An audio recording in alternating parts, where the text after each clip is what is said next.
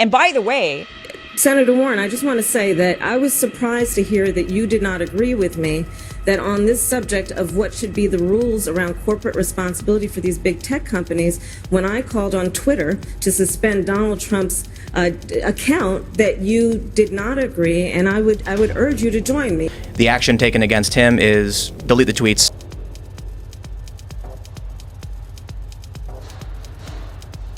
thinking about voting third party, would like to know about your options? Well, it turns out social media is going to be censoring those options. And by the way, none of this would be made possible without Nick Pacilio, Ms. Harris's former press secretary, who is now a head at the communications department at Twitter. And by the way, because he has a photo of a lion in a header eating looks like a wildebeest or something like that, his account was locked.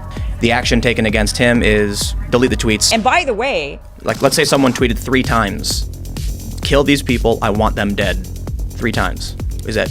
Yes, that's a violation. You didn't ban him, though.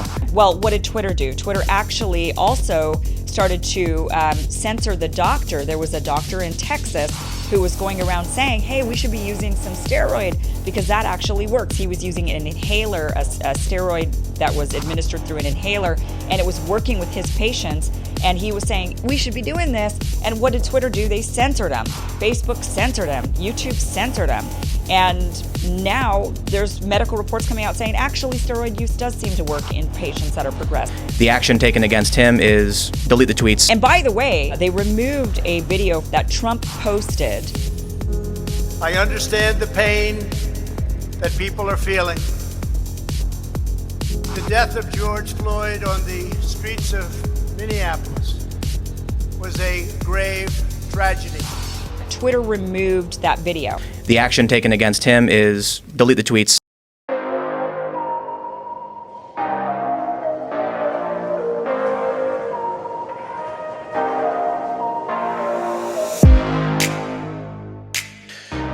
What happened was, on the last day of the Republican convention, Unity 2020 engaged in amplifying a hashtag. The hashtag was something like just say no to Donald and Joe.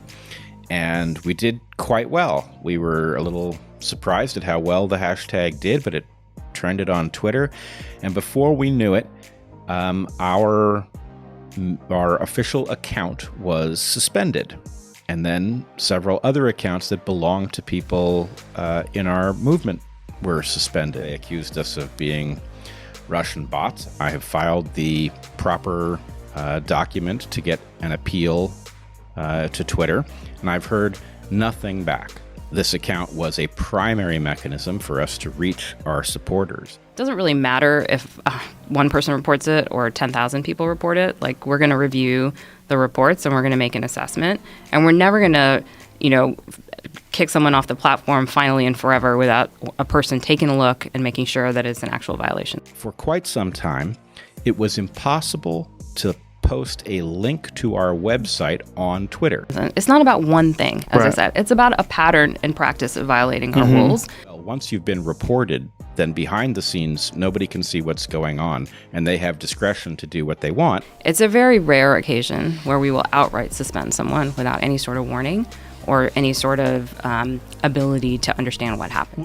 Now, in thinking about that, I ran across a piece of information that I was unaware of, which is that Kamala Harris's former press secretary he's been working at Twitter for some time, but he's actually now in the communications division and plausibly involved in such decision-making, which seems a clear conflict of interest.